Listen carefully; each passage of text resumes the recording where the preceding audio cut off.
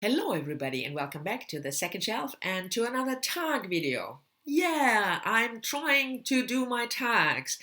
This one is a relatively new one. It was created by Juan over at Just One Reader. I will leave a link to his original tag video down below.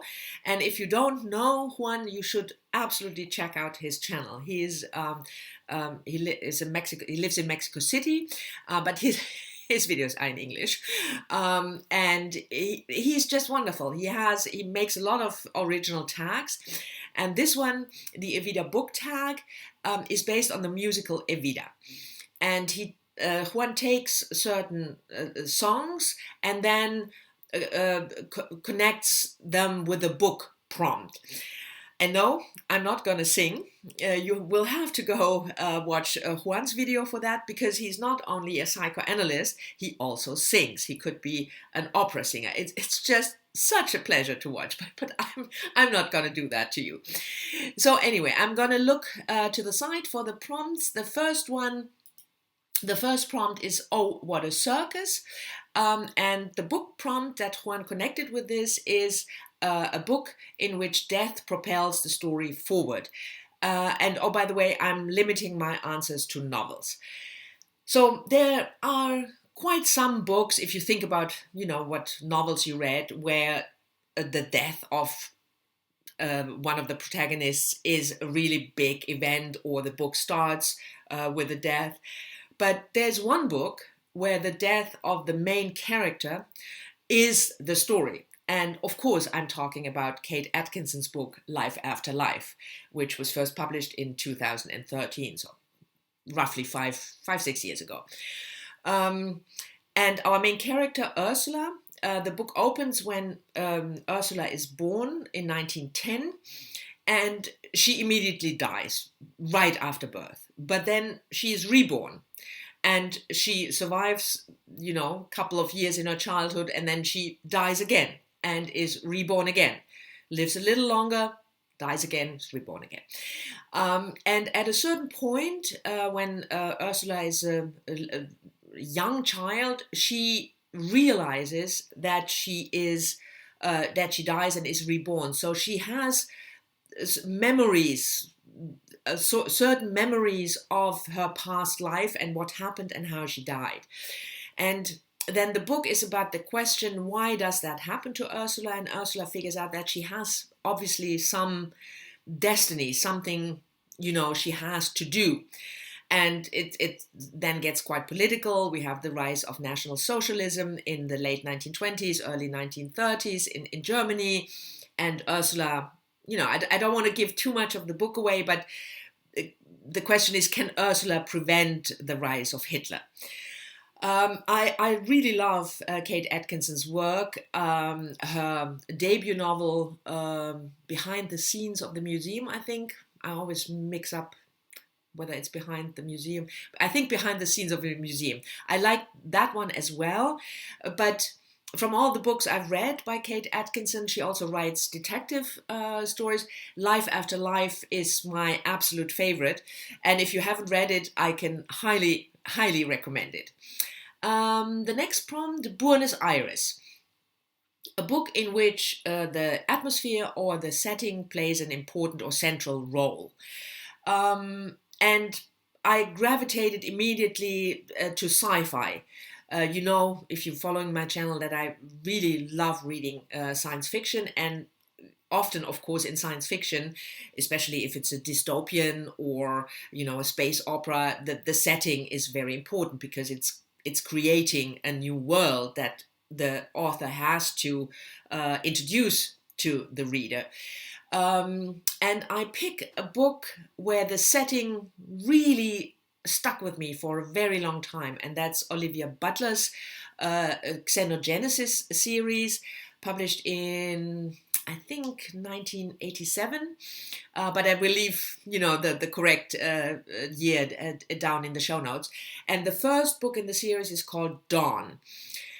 And the premise is that there was some catastrophic event on Earth that killed almost the whole population. And our main character is a woman, and she survived this event.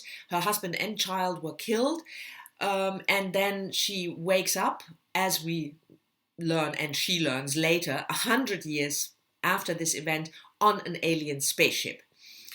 And then when you picture your quote unquote normal alien spaceship, some metal that you're not familiar with, but this one is different. Again, I'm not giving too much away, because if you haven't read it, you should certainly check it out, especially if you're interested in sci-fi, but also if you like dystopian books, because this spaceship is made from different material, and slowly our main protagonist learns about the ship, and she encounters the aliens. So it's if we expand atmosphere also a little bit to human, non-human encounters, it's just fabulous. The Oankali, the alien race who saved a couple of Earthlings after this catastrophic event, and they will help the humans to repopulate the Earth. They sort of healed the Earth, and humans can repopulate it. But the only thing I will say, it will come at a price. I really love this series. I thought it was a fantastic political, a dystopian book. You could easily figure out that Olivia Butler was also talking about race, how you negotiate with your oppressor, because in a way the aliens are demanding things from the humans. So anyway, I just love the book, and for this prompt where atmosphere or setting plays an important role, this series fits it perfectly. Anyway, on to prompt number 3, and that is A New Argentina. And the book prompt is a book that revolves around power or politics. And for this prompt, I pick a relatively recent release, a 2017 book by Joyce Carol Oates, a book of American martyrs. Partly because it is about politics, but also because it's sort of so... it's so current, even though it was published 2 years ago, because the book is about abortion. You have two families. One is the family of Luther, who is an evangelist. I have problems with words today. I'm sorry about that. Anyway, he's a fundamentalist Christian who believes that his task in the world is to not only protest against abortion clinics, but take violent action. And so he shoots and kills. That's not a spoiler. That's right in the beginning of the book. He shoots and kills Augustus, who is a doctor performing abortions in that clinic. So the second family is the family of Augustus, his wife and children who are left behind, and how they deal with their grief and also anger against Augustus, not only Luther, but also Augustus. Luther is then captured, and you have a trial, and the story of these two families, which is told over a period of a couple of years, converge in a sense.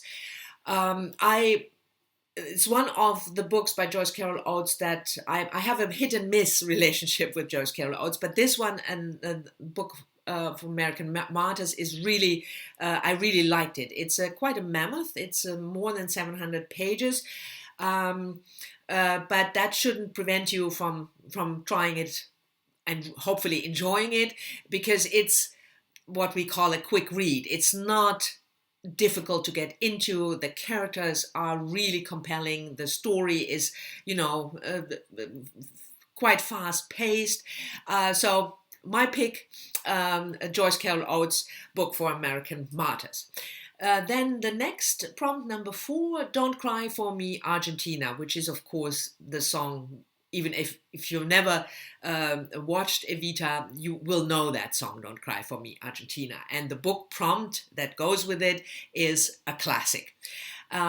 And I picked a short story, actually, and that is Charlotte Perkins Gilman's The Yellow Wallpaper, which was first published in 1892, I think, down below, the correct year.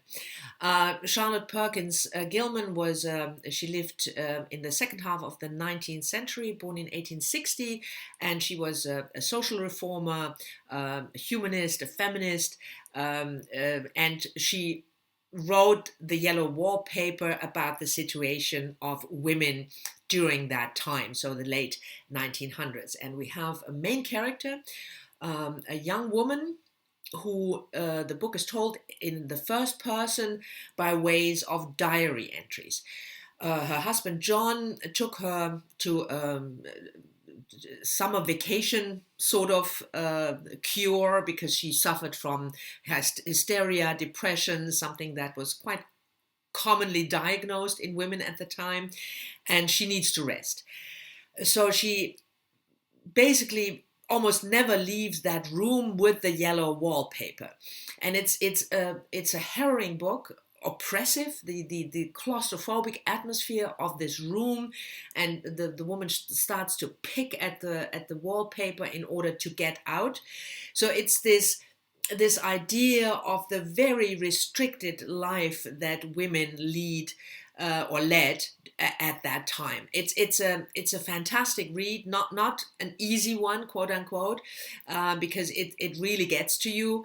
But I would certainly recommend it together with other stories by Charlotte Perkins Gilman if you have never read her. On to prompt number 5. Rainbow High is the song, and the prompt is a book that is majestic or grandiose. And Juan explained in his video that can mean, the setting is grandiose, or the story is grandiose, or the book itself is grandiose.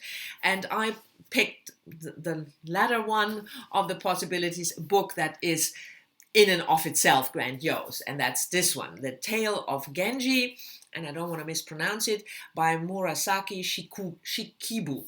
And it's an 11th century book, 1008, so 1008 it was written, not 2008, set in 11th century Imperial Japan. So the book is about Genji, a prince, and his life is recounted. This is the Penguin Deluxe edition. It's really a beautiful edition with drawings, throughout, and it's it's grandiose. It's 1,200 pages, and I will read this book in March together with Shawn from Shawn the Book Maniac, because you have a read-a-thon in March, which is called the March of the Mammoths. The read-a-thon is organized by Lukáš from Totally Pretentious and Jason from Old Blues Chapter and Verse. I will leave links to their announcement videos down below, and the idea of those two is that in March we will read a mammoth, a really huge book, and their definition of a mammoth is a book with more than 800 or more pages. So this 1,200 page mammoth certainly qualifies, but it also qualifies for Juan's prompt, a book that is majestic or grandiose. And then we reached the last prompt, number 6, and the money kept rolling in. An expensive or a cheap book, and Juan, he showed a luxurious edition of a book he really cherishes. And I was thinking about that, and I don't have, an especially expensive book or an especially cheap book. I buy cheap books all the time. So I decided to cheat a little and instead mention a novel that is all about money. And that is The Mandibles by Lionel Shriver, published in 2016. It's a sort of a dystopian literary fiction set between 2029 and 2047. And we follow as a central, character unit, the family of the Mandibles. And the premise of the book is that the United States currency and economy collapses completely. The dollar is not worth a thing. And the Mandibles, who are quite wealthy, quite well off, and they have the friends who are also quite well off, but it's all gone. And then Shriver explores the question, what do you do then, and how do you live, and what implications does that have? So it's a book all about money. First, people with a lot of money, and then the money gone, and not only their money, but just all the money, or the value of the money. It might not be my absolute favorite Lionel Shriver book, but I still think it's a good dystopian story about the collapse of the American economy. So these were the prompts of the Evita book tag. This was such a fun tag to do, I have to say. And I want to tag, everybody who wants to do the tag, but I'm specifically interested in a couple of people are hoping to do the tag, and that's Olive from A Book Olive. I hope a little bit that she might sing as well, and Shawn from Shawn the Book Maniac, because he might sing.